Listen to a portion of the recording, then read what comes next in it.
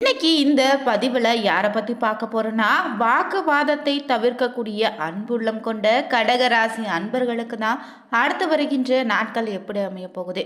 ஒரு உறவை விட்டு விலகி இருங்க.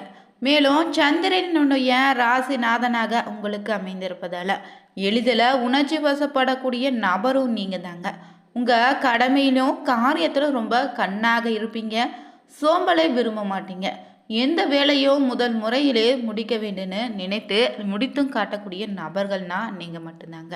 துப்பறியும் குடும்பத்துக்கு முக்கியத்துவம் கொடுக்கக்கூடிய நபராக இருப்பீங்க. அதனால் கடகராசி நண்பர்களுக்கு அடுத்து வருகின்ற நாட்களில் கிரகநிலை பொறுத்து என்ன மாதிரியான பலன்களை நீங்கள் எதிர்பார்க்கலாம். மேலும் இந்த நேரத்தில் எந்த மாதிரியான விஷயங்களை எச்சரிக்கையாக இருக்கணும். பொதுவாகவே கடகராசி நண்பர்களுக்கு கிடைக்கக்கூடிய பலன்கள், பரிகாரங்கள், வழிபாட்டு முறைகள் என்னன்னு தெரிந்து கொள்ள இந்த ஒரு பதிவை கடைசி வரைக்கும் ஸ்கிப் பண்ணாமல் பாருங்கள். மேலும் புதியவராக இருந்தீங்கன்னா வேலை இருக்க பைமை சேனலை சப்ஸ்கிரைப் பண்ணிவிட்டு கூடவே இருக்க பெல் பட்டனை கிளிக் பண்ணிக்கோங்க. தனிப்பட்ட முறையில் உங்கள் ஜாதகத்தில் இருக்கக்கூடிய பிரச்சனைக்கு சரியான ஒரு பரிகாரத்தை பெற்றுக்கொள்ள நினைத்தா வீடியோவில் டிஸ்கிரிப்ஷனில் நம்பர் கொடுத்துருப்போம். அந்த நம்பருக்கு நீங்கள் கால் பண்ணி தெரிஞ்சுக்கலாம். வாங்க நண்பர்களே, வீடியோக்குள்ளே போகலாம். கடக ராசியில் அமைந்த நட்சத்திரங்களாக பார்த்தீங்கன்னா புனர்பூசம் 4ஆம் பாதம், பூசம் ஆயில்யன் அமைந்திருக்கு.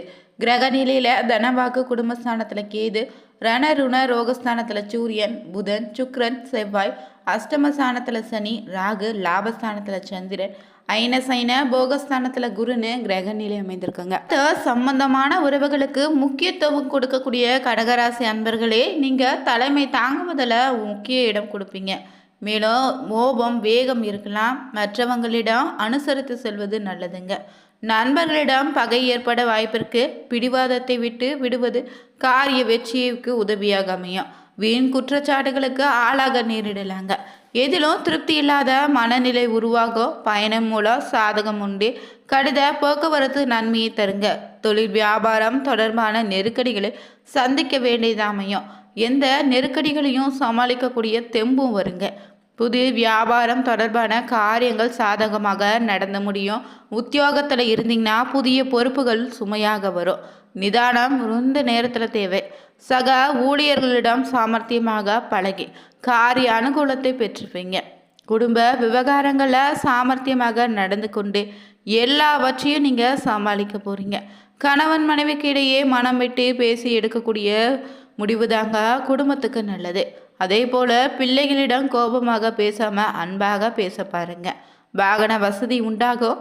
பெண்களுக்கு அடுத்தவங்களுடைய வாக்குவாதத்தில் தவிர்ப்பது நன்மையை தரும். நீண்ட தூர தகவல்கள் நல்ல தகவலாக உங்களுக்கு வந்து சேரும். எதிலும் நிதானமாக இருங்க. அதே போல் கலைத்துறையினருக்கு இந்த நேரத்தில் முன்னேற்றமும் சீரான பாதையாக அமையும். எடுத்த பணிகளில் சாதகமான போக்கு உண்டாகும். எதிர்பார்த்த லாபம் இந்த நேரத்தில் உண்டு. பொறுப்புகள் கூடுதலாக இருக்கும். திறமை அரசியல் வெளிப்படும். வெளிநாட்டு பயணங்கள் உண்டு. அரசியல் துறையில் இருந்தீங்கன்னா உங்களை பிரிந்து சென்றவங்க மீண்டும் வந்து சேர போகிறாங்க. மேலிடத்தில் நெருக்கடி அதிகரிக்குங்க. மேலிடத்தின் விருப்பத்தை நிறைவேற்றுவதில் ஆர்வம் காட்டுவீங்க. ஒப்பந்தங்கள் நல்ல முறையில் வரத்து இருக்கும். மரியாதையும் அந்தஸ்தும் இந்த நேரத்தில் அதிகரிக்கும். மாணவர்களுக்கு பதற்றம் கொள்ளாமல் நிதானமாக நீங்கள் பாடங்களை படிப்பது ரொம்ப நல்லது. சக மாணவர்களால் அனுகூலம் உண்டு. பொதுவாகவே இந்த மாதம் தொடக்கத்திலேயே ரிஷப ராசியில் சந்திர பகவான் இருப்பார். மிதுன ராசியில் குரு பகவானும், சிம்ம ராசியில் கேது பகவான் அமர்ந்திருப்பாங்க. தனுசு ராசியில் சூரியன், செவ்வாய், புதன், சுக்கிரன் 4 கிரகங்களும் அமைய போகுதுங்க. கும்பத்தில் ராகு பகவானும் மீனத்தில் சனி பகவானும் இருப்பதால் கடகராசி நண்பர்களுக்கு தொடர்ந்து கிடைக்கக்கூடிய பலன்களாக பார்த்தீங்கன்னா உங்களுக்கான சந்திரன் லாபத்தில் அமர்ந்தே உங்களுக்கு தேவையான வசதிகளை இனி மேம்படுத்தி தருவார். சில விஷயங்களில் முடிவெடுக்கும் போது ரொம்ப கவனமாக இருங்க. எந்த முடிவுகள் எடுத்தாலும் நீங்கள் பாசிட்டிவ் சிந்தனைகளை வைத்துக்கொள்வதும் நல்லது. அதே போல் நிதி வரவு நன்றாக இருக்கும். பதவி உயர்வு இந்த நேரத்தில் அமையும். வியாபாரத்தில் பெரிய வளர்ச்சி உண்டே. நன்மைகள் அனைத்தும் நடக்கக்கூடிய காலகட்டமாக இருக்க போகுது. 2ஆம் இடத்துல கேது பகவான் இருக்கிறாரு. முன்கோபத்தை மட்டும் தவிர்த்து கொள்வது நல்லது.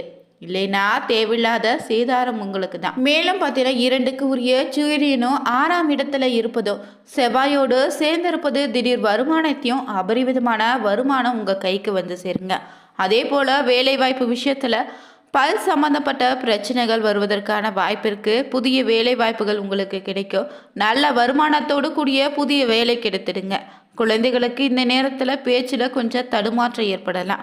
சூரியன் செவ்வாயோடு சேர்வதால் சிலருக்கு சொந்த வீடு கட்டக்கூடிய யோகத்தை ஏற்படுத்தி தருவார்.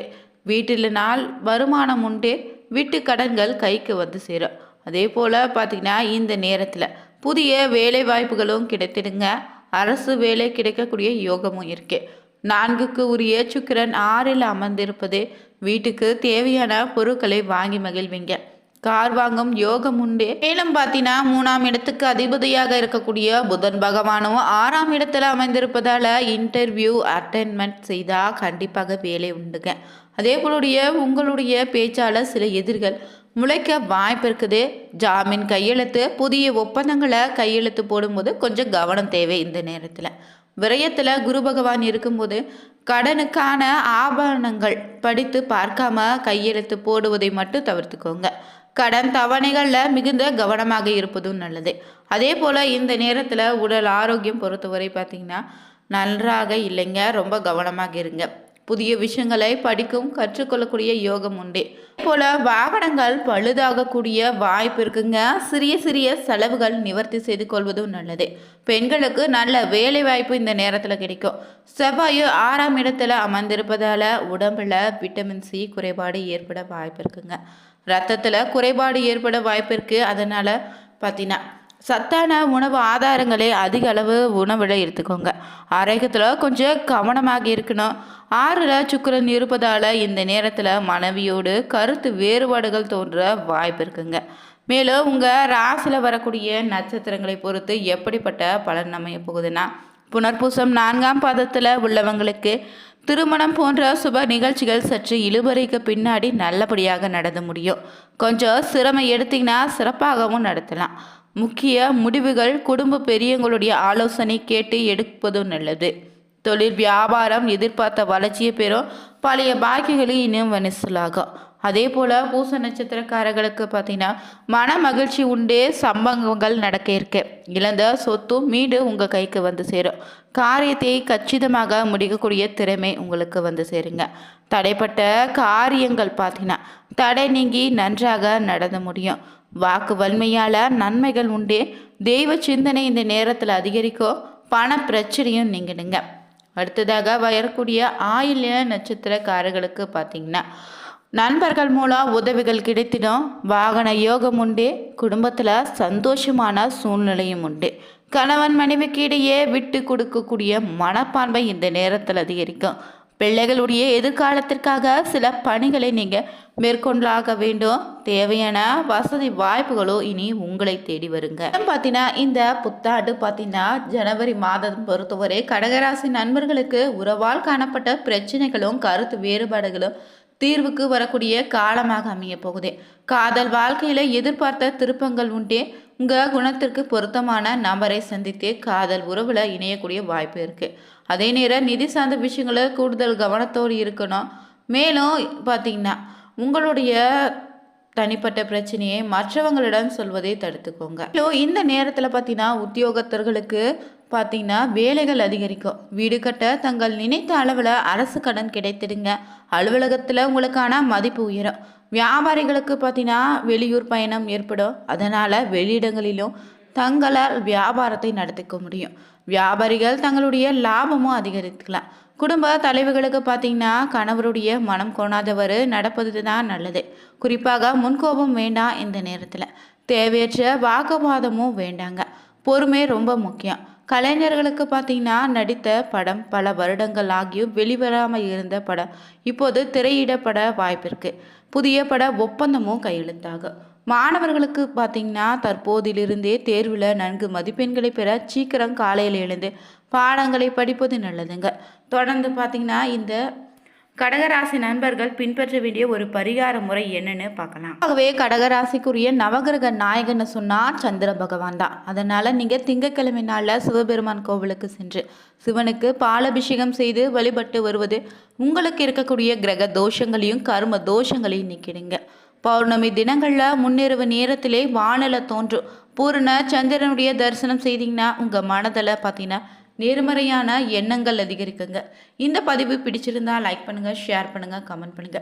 மேலும் நீங்க புதியவராக இருந்தீங்கன்னா மறக்காம வேலிருக்க பைமை சேனலை சப்ஸ்கிரைப் பண்ணிட்டு கூடவே இருக்க பெல் பட்டனை கிளிக் பண்ணிக்கோங்க. அனைவருக்கும் நன்றி நண்பர்களே.